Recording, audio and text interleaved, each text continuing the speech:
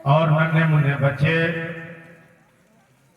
धम्म कथा वाचक आदरणीय दिलीप राव अम्बेडकर जी, उनकी पूरी टीम, यहाँ की कमेटी,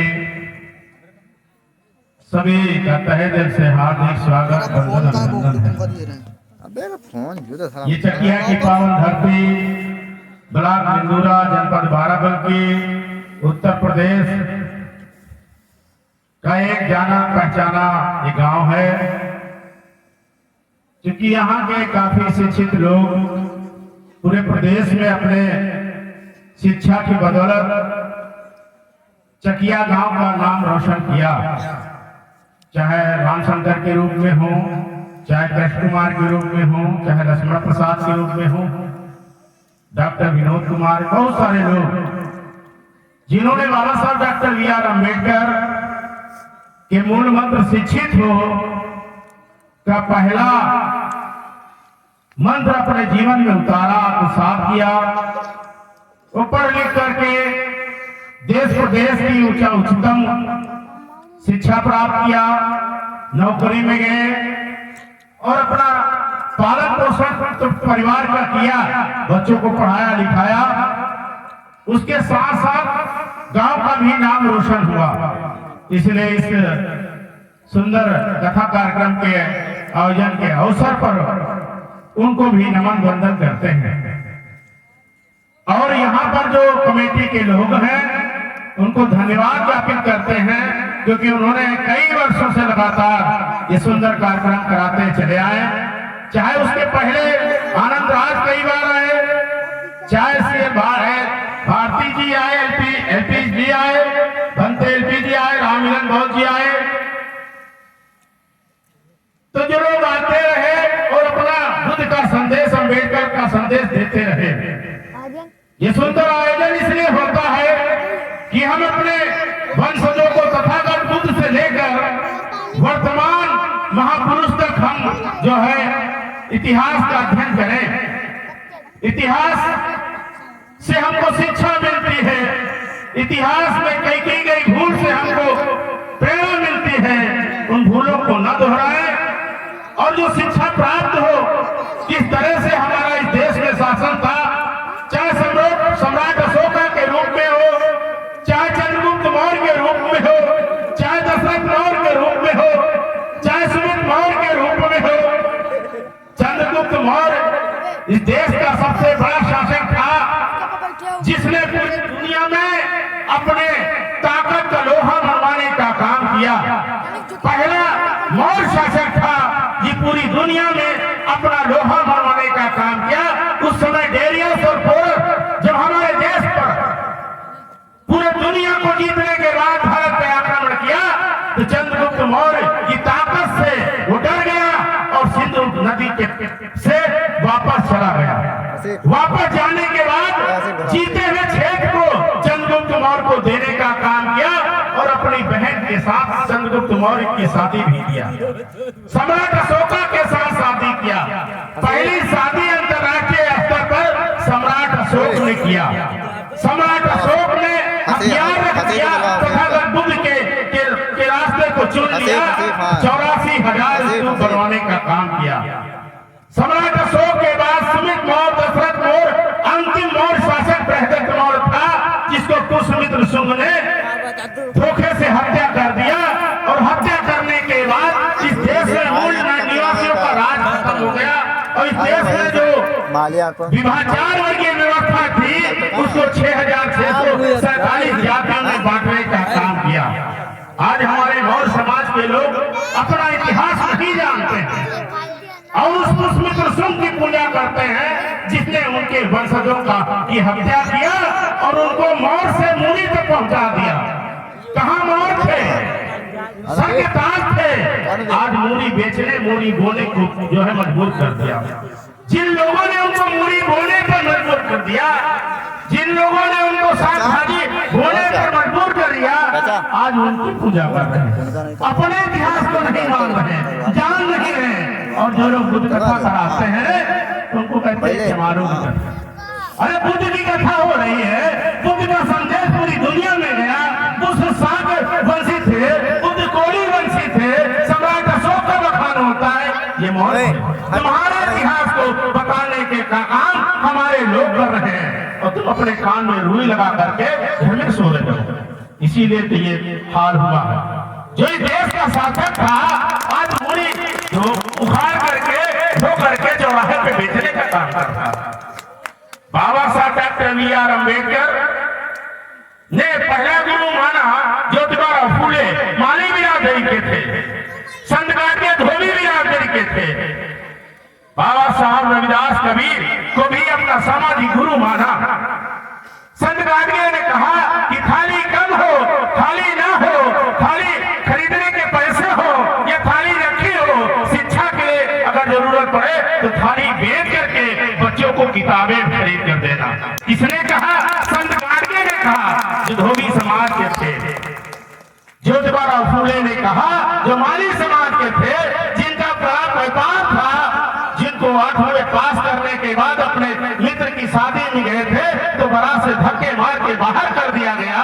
उन्होंने कहा ये कैसे देश की दशा, समाज की दशा क्यों हुई? तो उन्होंने अध्ययन किया।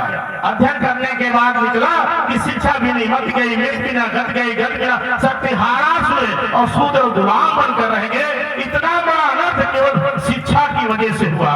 कौन कह रहा? ज्योतिबा फूले दुनिया के प्रथम शिक्षक थे, जिन्होंने प्रथम अपनी बीवी को पढ़ा करके शिक्षिका बनाया। भारत की प्रथम महिला शिक्षिका ज्योतिबा सावित्रीबाई फूले हुए। शेख फातिमा ने उनको जो है मदद किया, स्कूल खोले। शेख उस्मान ने अपना बंगला दिया, तब जाके समाज आगे बढ़ा। ज्योतिबा फूले ने स्कूल की स्थापना न किया होता, अंग्रेजों से मदद न मांगी होती, तो बाबा साहब डॉक्टर बी.आर. अम्बेडकर को भी पढ़ने का अवसर प्राप्त न होता। बाबा साहब डॉक्टर अम्बेडकर के पढ़ाई के दौरान 4 बच्चे खत्म हो गए। पहला राजरतन खत्म हुआ, रमेश खत्म हुआ, फिर गंगाधर खत्म हुआ। गंगाधर खत्म हुआ तो बाबा साहब कफन नहीं दे पाए। राजरतन खत्म हुआ तो उसका दफन नहीं कर पाए। हिंदू खत्म हुई, दवाई नहीं करा पाए। इस तरह से बाबा साहब की 4 संतानें खत्म हो गई। तब जाके जमार, फांसी, दंड, कंजर, बढ़िया, कुर्मी, काशी, गररिया, तेली, तंगोली, नाई, भुजी, कहार, साग, सैनी, मौर्य, कुशवाहा, इन समुदाय को पढ़ने का अधिकार प्राप्त हुआ। नहीं तो तुम्हारे वंशजों को जब ने गुलाम बना लिया था तो तुमको जो है चौराहे चौराहे पर जात के आधार पर काम बांट दिया था कि पासी है तो सूअर चराएंगे, फसल न खाएंगे, कुर्मी है तो खेती करेंगे, यादव है तो दूध नहीं पीएंगे। ये पढ़ नहीं सकते, ये किताबें रख नहीं सकते। अगर इनके कान में जो है कोई अक्षर चला जाए तो कान में सील डाल दिया जाए, अगर जबान से निकल आए तो जबान काट ली जाए, देख ले तो आंखें फोड़ दी जाए। ऐसी व्यवस्था उन लोगों ने बना रखा था। इस देश में ब्राह्मण थे, फिर दूसरे नंबर पर क्षत्रिय थे, फिर वैश्य थे, फिर शूद्र थे। लोग कहते शूद्र माने चमार। अरे शास्त्रों के अनुसार शूद्र जो है किस देश का कुर्मी, काची, अहिर, गररिया जो बैकवर्ड बिरादरी है, जो 2500 जातियां हैं, बैकवर्ड जाति जो है शूद्र थी। इस देश में वर्ण व्यवस्था से बाहर थे, अछूत थे, जो उनको गुलामी करने से बाहर निकल गए। वर्ण व्यवस्था से आप जाकर के इतिहास का अध्ययन करें। 10वें मंडल में लिखा है कि जो है शूद्र जो है बैकवर्ड था, जिन्होंने जो पानी देने का काम करता था कहार हो गया, जो खेती करता था कुर्मी हो गया, जो गाय भैंस पालता था यादव हो गया। उन्होंने गुलाम बनाने के लिए काम बांटे।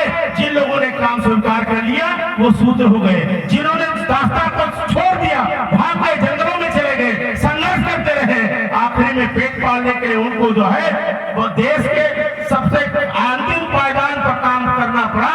वो उनकी व्यवस्था से बाहर हो गए। शूद्र माने सेवक, सेवक माने जो आपको पानी पिलाए हो सेवक। तो हमारा छुआ पानी नहीं पी सकते थे, छुआ खा नहीं सकते थे, तो हम शूद्र नहीं।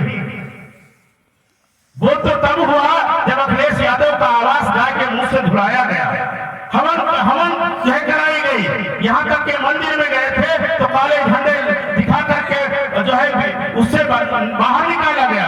तब जाके अखिलेश यादव को भी बुद्धि आई कि हम शूद्र हैं। हम तो सोच रहे थे कि अखिलेश यादव मुलायम सिंह यादव के लड़के हैं और हमारी शादी क्षत्रिय से हो गई तो हम ठाकुर हैं।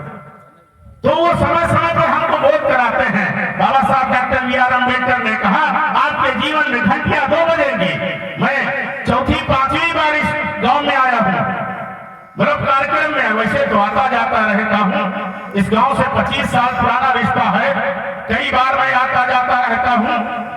तो कार्यक्रम में 5वीं बार आया और हर बार यही बताता हूँ कि बाबा साहब ने आप कहा कि आपके जीवन में घंटियां 2 बजेंगी, 1 घंटी स्कूल की बजेगी, विद्यालय की बजेगी।